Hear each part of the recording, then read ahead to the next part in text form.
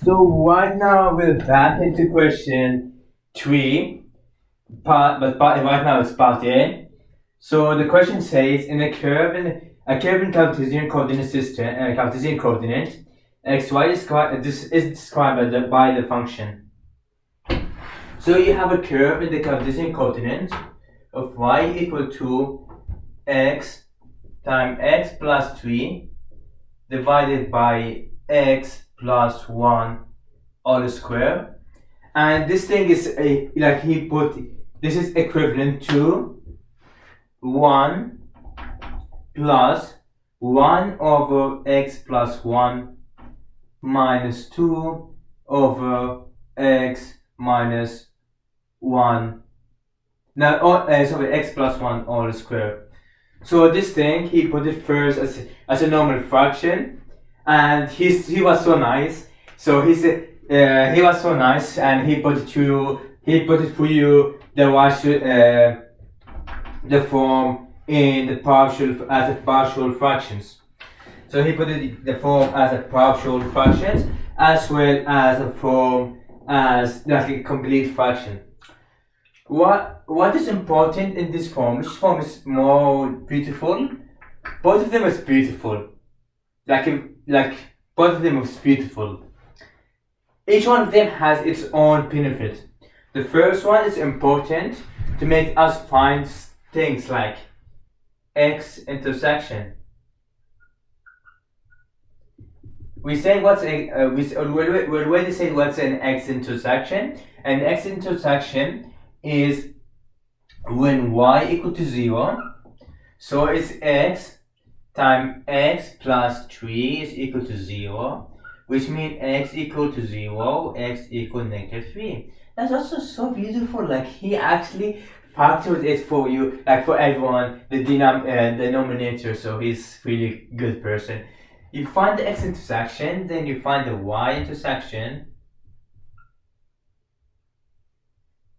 The y intersection with x equal to 0. So once x equal to 0, the y intersection y equal to 3 divided by 1 square, which is 4. I mean it's 3. Of course it's 3. No. Sorry. It's 0. It's 0. 0 times everything is 0. Divided by 1 square is just 0. So you find the x intersection, you find the y intersection, you find the singularity point. The singularity but the denominator equal to 0. So x plus 1 is equal to 0. So x equal to negative 1. And the degree of the singularity is a second degree.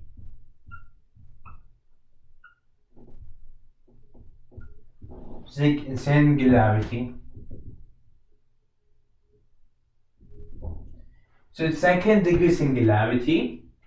And you find the x intersection, you find the y intersection. The last thing you want to find the end behavior, like the behavior as x goes to infinity.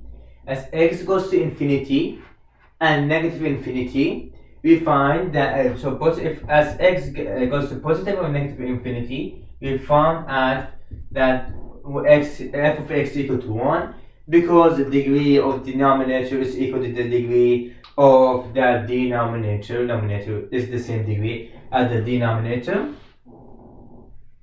So those three information, we will combine them together.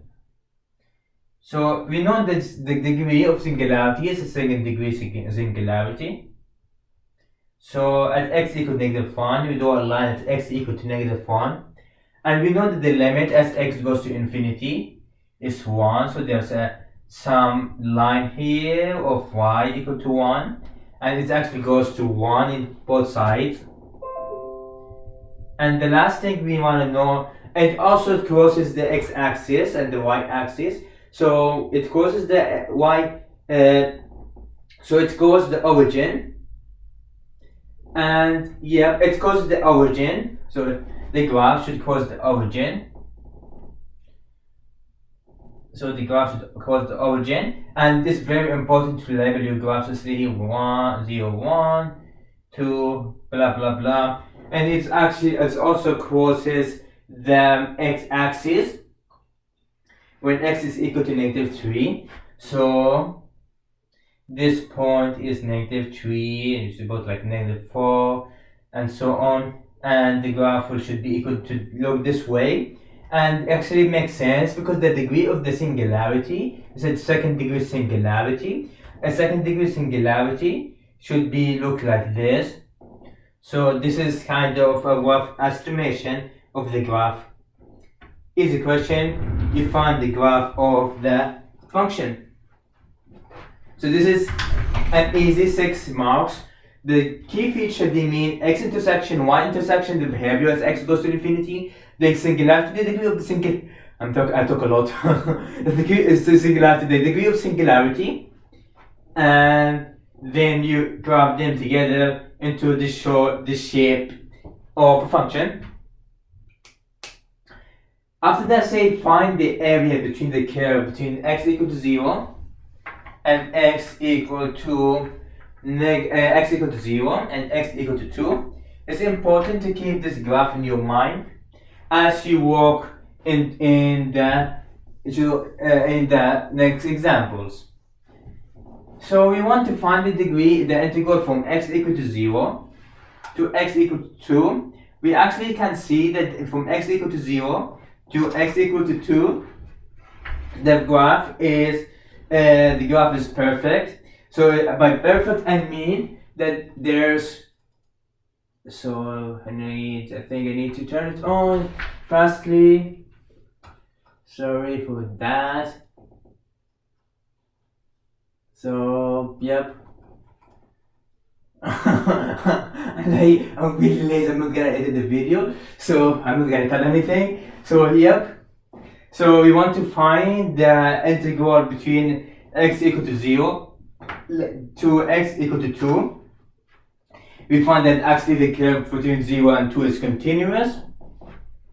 And we have the right hand, since those two relations are, those two expressions are equivalent, because there's 3 horizontal bars. So we can integrate any one of them, and the easy way is to integrate this one. The only way to integrate this function is by integrating the right hand side. So you integrate the right hand side from x equal to 0 to x equal to 2. The first term is just 1. The antiderivative is known. 1 over x plus 1 is a log antiderivative, and the last one is also a famous antiderivative. So it's easy to evaluate the integral for this function. The last one is, what is the integral of the function evaluated between -2 and 0? Justify your answer. So what's the limit? So if we just ignore, so if you take the antiderivative for this function will be x, the antiderivative will be equal to x.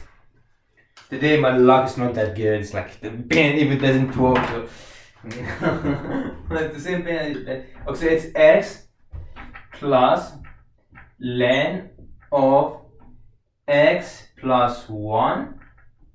That is the antiderivative. So x plus natural logarithm of x plus 1 minus 2. This is minus. So it's plus 4 divided by x plus 1 all to the first power. So we see something here.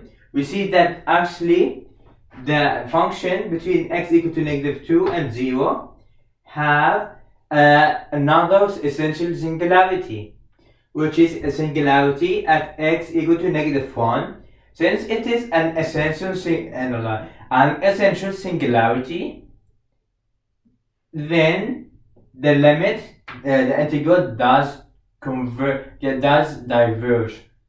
So the integral first between -3, between -2 and 0, there is a problem. There's this horizontal asymptote. So once we have to use the integration as the limit, as the limit. So once we came and take the antiderivative, you can actually take it as an limit, then you see that the limit does not exist.